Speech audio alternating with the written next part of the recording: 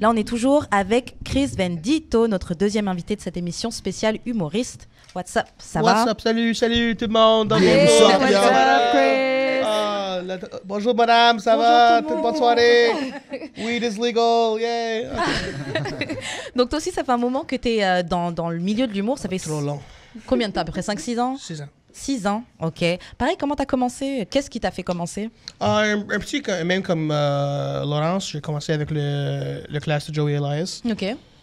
Excuse-moi, la classe de Joey Elias. Et après ça, j'ai continué. Et c'est 6 glorieuses années en Canadian Entertainment. Mhm. Et qu'est-ce que tu as appris au cours de ces 6 ans, justement, pour t'aider à perfectionner ton... Mon carrière aurait été mieux si j'étais américain. Ah ouais? Ok. Ouais. Ok. Ouais, ben... Est-ce que à cause que le marché ici au Canada il est trop restreint? Le marché au Canada, au Québec, c'est juste en général, c'est pas facile. Tu peux demander à des autres artistes qui viennent. C'est un peu le même cas pour les rappers. Les rappers, je connais, pas seulement John Lyrics, mais je connais d'autres rappers qui est dangereux aussi, et c'est vraiment dur. C'est vraiment Montréal, spécifiquement Montréal est intéressant parce que on n'aime pas à Montréal aller sortir dehors. Si c'est pas un club, on n'aime pas aller sortir dehors. On aime des événements. Like, Ouais. Montréal est un event city, on dit en anglais. Ouais. C'est pas une ville qui on veut aller regarder la musique live ou le comédie live. C'est vraiment un soirée d'événements Ah ouais, je suis étonnée, j'aurais pas cru. J'aurais pensé que justement... Parce que je sais qu'il y a plein d'artistes, il y a plein d'humoristes à Montréal, j'aurais pensé que tout se passait bien dans ce monde-là. Je pense, tu me diras si je me trompe, Montréal, on est trop gâtés. Oui. Tu sais, ça fait... Moi, là, à 13 ans, j'étais déjà blasé des feux d'artifice parce que, tu sais, j'avais... Tu sais, je veux dire, on a combien de festivals gratuits, on a combien de spectacles gratuits, donc, comme il a raison, on est une ville d'événements. Si c'est un événement avec plusieurs artistes, avec des DJ, des restaurants, de la bouffe gratuite, on va y aller peut-être. C'est ça, parce que... C'est vrai qu'il y a beaucoup de trucs. En été, on donne l'impression qu'on est une ville de comédie, une ville de jazz, une ville de musique, une ville de film. C'est pas la réalité parce que entre août et juillet, c'est vraiment... Stay home Netflix. C'est ça, c'est Netflix. Ou c'est aller sur Saint-Laurent.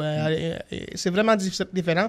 Toronto, quand même, il y a des marchés pour la musique, il y a des marchés pour les comédies, il y a des avenues pour poursuivre votre carrière dans une manière plus enterprise. There's more people involved. Mais rapidement, une dernière question. Est-ce que le marché américain est accessible à vous? Parce que, tu sais, mettons, moi, je fais l'analogie encore avec le rap. Moi, je fais du rap en québécois. C'est clair qu'à part peut-être la France, il n'y a pas vraiment moyen d'exporter ce qu'on fait. Mais vous, vu que vous êtes en anglais, est-ce que c'est accessible ou il y a des barrières? C'est plus accessible maintenant.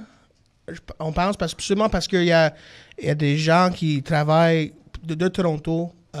Des scouts, là? Non, pas des scouts, mais il y a des gens qui travaillent avec le gouvernement du Canada pour donner plus de... Parce que Comédie à Canada n'est pas désigné comme un artiste. Ah, c'est pas dans la culture, il n'y a pas d'enveloppe pour la culture. Et tu es pas comme un artiste. Tu es pas vu... you're not looked at as an artist.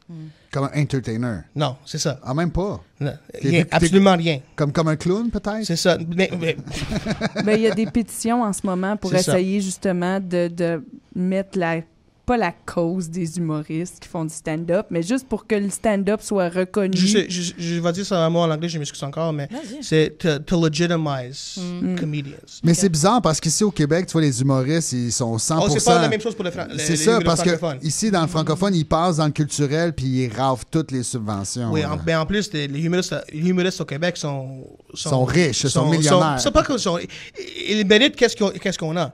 Mais il y a un système, une structure pour donner l'opportunité pour tout à fait. être sur ce niveau, pour être demandé, pour Mike Ward, pour demander pour 15 000 pour une semaine des shows. Il y a des manières pour un système qui lui donne l'opportunité de voir. Puis les médias embarquent aussi. Ça fait toute la différence. Ça donne une plus-value à l'artiste. Oui, c'est ça. Je sais que tu gérais les spectacles à l'ancien Comedy Works et que là, maintenant, tu appartiens à une compagnie de production de spectacles avec genre 4 partenaires. C'est Perfect Bites Production. C'est ça. Parle-nous un petit peu de ce processus, justement, d'être derrière toute l'organisation. Comme on a parlé il y a quelques minutes, on a vu, moi personnellement, j'ai vu vraiment pas grand choix à comédie à ce moment, à ce temps. Parce que c'est pas, comédie maintenant, c'est pas comme elle était 10 ans ou 15 ans. On a un club de comédie à Montréal. C'est vraiment le plus bon, le crème de la crop qui vient. Et c'est plutôt américain qui vient jouer à Comedy Nest. Et pour moi, pour voir qu'est-ce qu'on peut faire pour gérer quelque chose pour les locales, les jeunes qui veulent développer dans ce jeu, on a dit on va faire nous-mêmes. Okay. Et maintenant, c'est à ce point, moi je suis 28 ans, c'est 6 ans que j'ai fait ça. Je sais que si je veux continuer ce carrière, je dois faire toutes les choses que je fais, je dois faire moi-même. J'aime avoir le contrôle. J'aime avoir le contrôle. Produire toi-même tes événements. Produire moi-même, et si ça va bon, c'est OK, ça allait bon. Si ça va mal, c'est sur moi aussi. Alors, mais avoir le contrôle comme un artiste, c'est la plus grande chose. C'est comme le rap, le 20 ans. Fallait tout faire nous-mêmes. Il n'y avait pas de label, il n'y avait pas personne. Honnêtement, rap et comédie est vraiment ensemble. Parce que il y a beaucoup de connexions entre rap et comédie, même connexions artistiques, et sur la côté de la business aussi, parce que tu dois faire vous-même les choses, parce qu'il n'y a pas des gens qui est dehors de vous aider. Tu dois aller trouver les gens pour vous aider. Okay. Et ça, c'est une différence.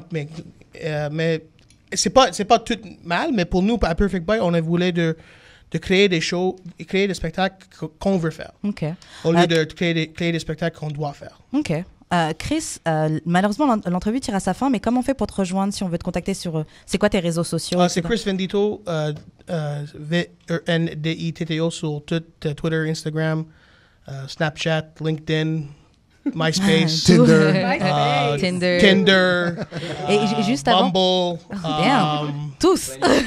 Plenty of Fish, tous. Grindr, Toucansam, miseaujeu.com. Mais dis-moi, est-ce que tu fais toujours ton spectacle au McGibbons? Non, mais on fait maintenant une compétition. On donne $1,000 à la comédie à Montréal. OK. On fait les shows le préliminaire à McGibbons et on fait les demi-finales, et les finales à Café Cléopatra en novembre et décembre. Parfait. Nice Maurice, vous avez location. entendu. Right? Upstairs, though. Upstairs. On va...